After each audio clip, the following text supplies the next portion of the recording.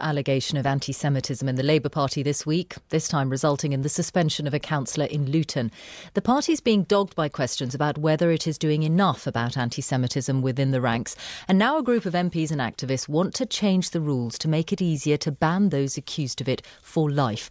Our reporter Ross Hawkins is here with more on this. How much of a problem is this becoming for the party, Ross? There really is a pretty profound frustration within the Labour movement about this stream of stories, partly because they follow this pattern of exactly what you've just told us.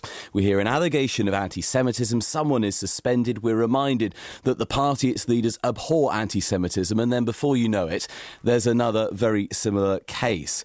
And the people who are pushing the argument for a change in the rules say this shows that the system simply isn't working. We have cases where people are suspended, one person allowed back in, and then suspended again. Jeremy Newmark runs the Jewish Labour movement.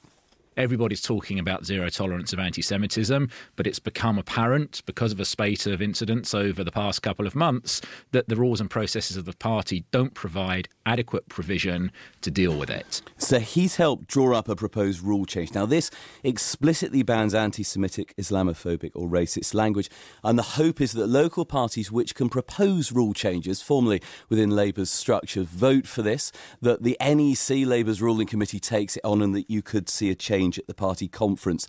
And what's crucial here is that the message is carefully crafted. They are not saying that the leadership has got this all wrong, they don't understand, they need to get a grip. They're saying that John McDonnell, the Shadow Chancellor, was right when he said anti-Semites should be thrown out of the party for life, but they need to turn those words, that idea, into a practical reality within Labour's rulebook. The Labour MP Wes Streeting is one of those who's going to put this to his local party.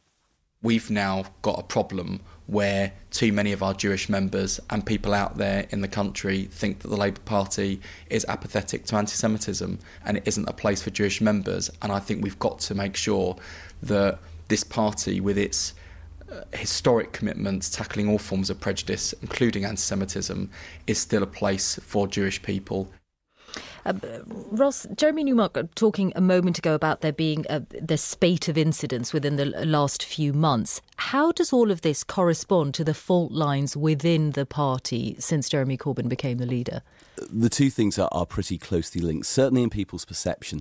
And some of those who are proposing this, and I know that supporters include privately at least one shadow minister, are aware that the charge will be made that this issue is used as a stick to beat Jeremy Corbyn in wider debates that aren't to do with anti-Semitism. They're to do with where Jeremy Corbyn is and where the Labour Party is. We have heard plenty of times before of party rulebooks being used as sort of factional battlegrounds. What is telling, though, is the party's formal statement responding to this welcomes the contribution.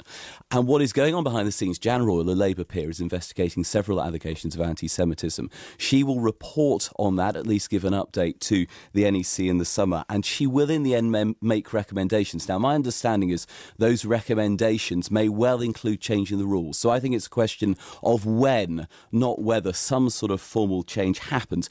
Of course, what we can't know in any of this is how much damage is being done while all this goes on to Labour's reputation, where you hear stories about people praising Hitler or intimidating Jewish members. And we also, frankly, can't be sure whether rewriting the rulebook will have any impact on what people say or tweet, and perhaps, more importantly, on what they think and what they feel.